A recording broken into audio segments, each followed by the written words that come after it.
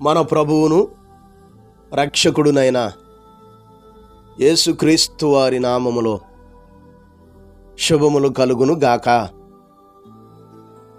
నేటి వాక్య ధ్యానము మార్కు సువార్త 6వ అధ్యాయము 41వ వచనం. అంతటా ఆయన 5 రొట్టెలను 2 చేపలను పట్టుకొని ఆకాశం వైపు కన్నులెత్తి ఆశీర్వదించి ఆ రొట్టెలు విరిచి వారికి వడ్డించుటకు తన శిష్యులకిచ్చి ఆ 2 చేపలను అందరికీ పంచిపెట్టెను. ప్రియులారా, ఈ చదవబడిన లేఖన భాగమును మనం పరిశీలన చేస్తే యేసుక్రీస్తు ప్రభువారును ఆయన శిష్యులను అరణ్య ప్రదేశమునకు ఏకాంతముగా వెళ్ళిన సమయంలో బహుజన సమూహములు కూడా వారిని చూచి వారిని వెంబడించటం, ప్రభువారు చెప్పేటటువంటి బోధ వింటూ ప్రొద్దుపోయేంత వరకు ఉండటం, ప్రభువారు తన శిష్యులను పిలిచి వారికి భోజనం సిద్ధపరచమని చెప్పటం, ఇంతమందికి మనము రొట్టెలు ఆడకొని తెప్పింతుమయ్యా అని శిష్యులు ప్రభువారితో మాట్లాడటం, చివరికి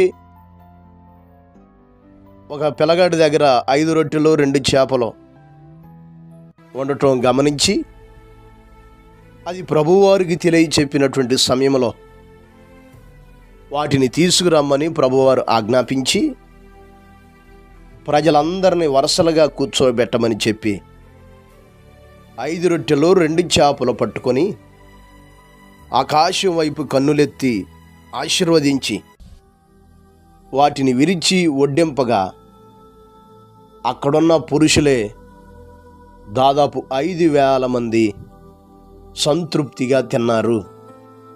స్త్రీలు ఎంతమంది ఉన్నారో, పిల్లలు ఎంతమంది ఉన్నారో. ప్రియులారా, ఈ అద్భుతమైనటువంటి సన్నివేశాన్ని మనం ఆలోచన చేయవలసినటువంటి వారమై ఉన్నాం. 5 రొట్టెలు 2 చిన్న చేపలు ఒక చిన్న పిల్లాడు తినేటటువంటి ఒక స్నాక్స్తో సమానం. ఒకవేళ అవి తినగలిగితే ఆ వ్యక్తికే సరిపోతాయి, కానీ అవి చిన్నవే. కానీ యేసయ్య చేతిలో పెట్టబడగా, ఆయన చేతుల్లోనికి తీసుకురాబడగా అవి ఆశీర్వాదకరంగా మార్చబడి కొన్ని వేల మంది తినగలిగేంత దీవెనను తీసుకొచ్చింది. ఈ మాటలు మనం ఆలోచించగలగాలి. మన జీవితాల్లో అద్భుతాలు పొందాలంటే, గొప్ప కార్యాలను చవి చూడాలంటే, మన పరిస్థితులు చక్కదిద్దబడగలగాలంటే, మనకున్న పరిణామాలు, సకల రుగ్మతలు, దుర్దశలు, లోక సంబంధమైన సకల ప్రభావాలు తొలగించబడి ఆశీర్వాదంగా జీవించాలి, అనేకులకు ఆశీర్వాదకరంగా ఉండాలంటే మన జీవితాలు ఆయన చేతిలో పెట్టబడాలి. అనగా మనం ఆయనకు అప్పగించుకోవాలి. చూడండి, 5 రొట్టెలు 2 చేపలు అవి చిన్నవే, కానీ ఆయన చేతుల్లోనికి రాగా అవి గొప్పగా దీవించబడ్డాయి. ఈరోజు మనం చిన్నవారం కావచ్చు, ఏమీ లేని వారం కావచ్చు, బలహీనులం కావచ్చు. పరిపూర్ణంగా యేసయ్యకు మన జీవితం అప్పగించుకోగలిగితే, మన జీవితాన్ని ఆయన చేతిలో పెట్టగలిగితే నిన్ను గొప్పగా దీవిస్తాడు, అనేకులకు ఆశీర్వాదకరంగా నిన్ను నియమిస్తాడు. దేవుని వాక్యం మనం చదవగలిగితే 37వ కీర్తన 5వ వచనం చదివితే, నీ మార్గమును యెహోవాకు అప్పగింపుము, నీవు ఆయనను నమ్ముకొనుము, ఆయన నీ కార్యము నెరవేర్చును.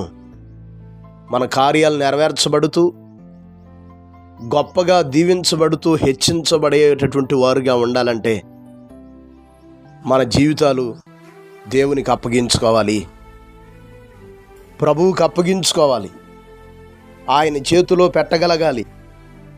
అప్పుడే గొప్ప కార్యాలను చవి చూస్తాం, ఆశీర్వదించబడతాం, అనేకులకు ఆశీర్వాదకరంగా ఉంటాం. నాకు బలం ఉంది, జ్ఞానం ఉంది, ధనం ఉంది అని నీకున్న వాటిని బట్టి నువ్వు ఆధారపడితే వాక్యం తెలియజేస్తుంది, బలము వలన ఎవడనూ జయమొందడని. మన జీవితాల్లో ఆశీర్వాదకరమైన స్థితిలో జీవిస్తూ ముందుకు కొనసాగాలంటే యేసయ్య చేతిలో పెట్టబడదాం. మళ్ళీ మనం సంపూర్ణంగా ఆయనకు అప్పగించుకుందాం. ఉన్నతమైన కార్యాలను చవి చూద్దాం.